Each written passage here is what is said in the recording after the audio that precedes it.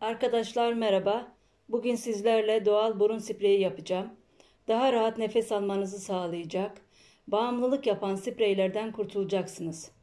Soğuk havalarda ya da alerjik sebeplerden dolayı burun tıkanıklığı çoğu insanın sorunu. Burun tıkanıklığı insana büyük sıkıntı veren bir durum. Uyku sırasında çok büyük sıkıntı, kaliteli bir uyku uyumadan kalktığımızda tüm günümüzü etkiliyor. Burun tıkanıklığını ilaçsız geçireceksiniz. Biz bu spreyi denedik. Gerçekten çok iyi sonuç aldık. Bunu sizinle paylaşmak istedim. Kürümüze başlayalım. Kürümüzün içine ada çayı koyacağız. İsterseniz aktardan açık da alabilirsiniz. Ben bu şekilde kullanıyorum. Bardağımızın içine koyalım. İçerisine sıcak su ekleyelim.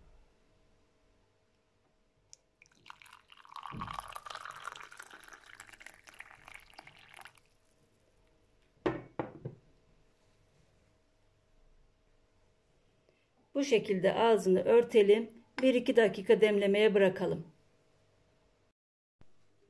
Demlenen çayımızın içerisine bir çay kaşığı karbonat ekleyelim.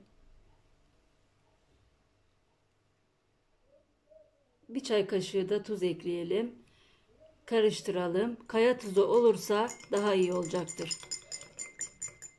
Bu şekilde karıştırdıktan sonra soğumaya bırakalım. Kürümüz hazır, soğudu. Bu şekilde çay kaşığı yardımıyla damlalığın içine dolduralım. İsterseniz cezve yardımıyla da doldurabilirsiniz.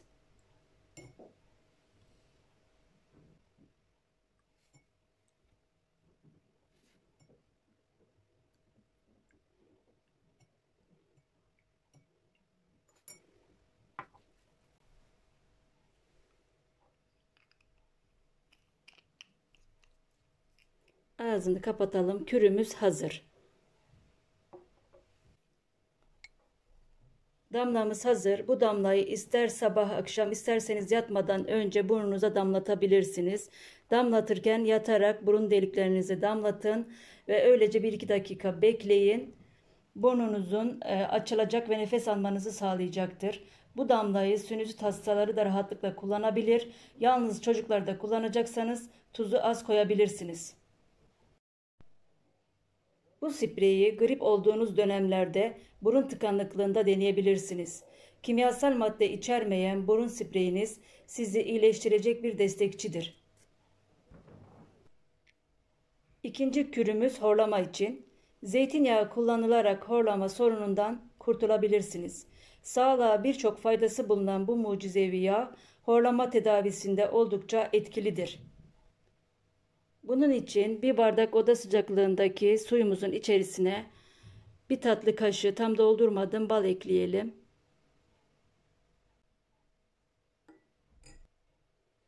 Yarım tatlı kaşığı da zeytinyağı ekleyelim.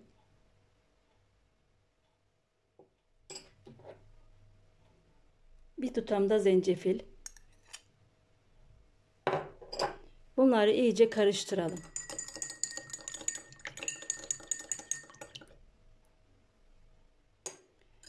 Bu kürümüzü yatmadan yarım saat önce içelim. Horlamanızı önleyecektir. Yorumlarınızı ve beğenilerinizi bekliyorum. Kanalıma abone olmayı unutmayın. Bir sonraki videomda görüşmek üzere. Hoşça kalın.